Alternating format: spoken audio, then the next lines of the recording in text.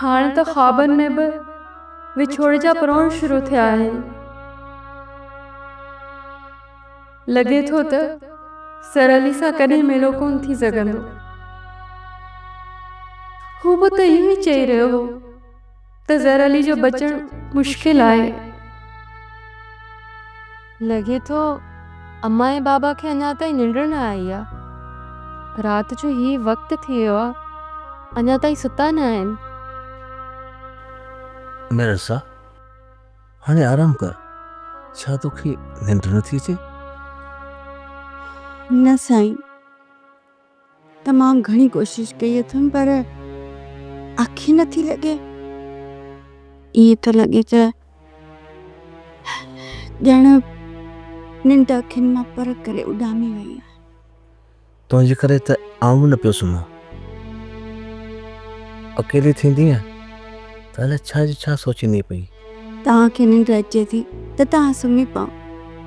मुंहिंजी फिक्र न कयो, मां परेशान कोन थींदसि। तोखे ख़बर आहे मिर्ज़ा, ख़ान बहादुर जो वॾो भाउ मुंहिंजो केॾो ख़्यालु रखंदो हुयो।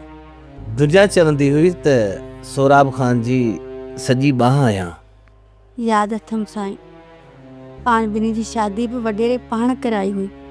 ऐं हा, सोरहं तोलनि वारी दोहरी वॾेरी मिठा मूंखे पाण पाराई हुई। वॾेरी मिठा जी बि छा ॻाल्हि कजे, सखा जी देवी हूंदी हुई। जॾहिं हाल हयात हूंदी हुई त सॼो ॻोठु हुन वटि नेरनि कंदो हुयो। वेले ते देग बोड़ जी चाढ़ींदी हुई। चवनि था त ख़ान बहादुर जी पंहिंजे भाउ सां अणबणत हूंदी हुई। ख़ान बहादुर ते शुरू में पंहिंजे भाउ जे खून जो इल्ज़ाम बि लॻो हुयो। हुन लठ ऐं चथ गॾु ॾेखारे माण्हुनि जा वाते बंदि करे छॾिया। छा मुराद? चवनि था त नवाब जो पुटु चढ़ियो आहे। पंहिंजी त का कल्ह ई कोन अथसि, कंहिं ॻाल्हि जी सुध ॿुधी कोन अथसि।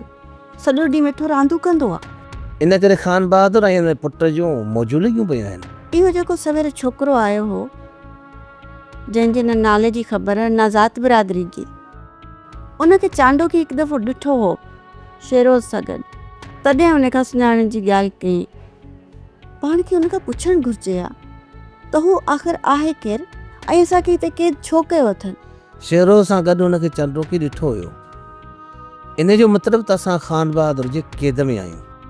हिकिड़े ॾींहुं शेरोज़ ख़ान खुली अची साम्हूं बीहंदो। फ़िलहाल त पंहिंजे दोस्त खे साम्हूं कयो अथई। सोप सीरियल वेरन जी वस्ती तमाम एपिसोड्स ॾिसो HD क्वालिटीअ में। विज़िट करियो असांजो YouTube channel Sindh TV HD drama. Subscribe कयो असांजो official YouTube channel Sindh TV HD drama ऐं वधीक अपडेट लाइ बेल आइकन खे क्लिक करियो।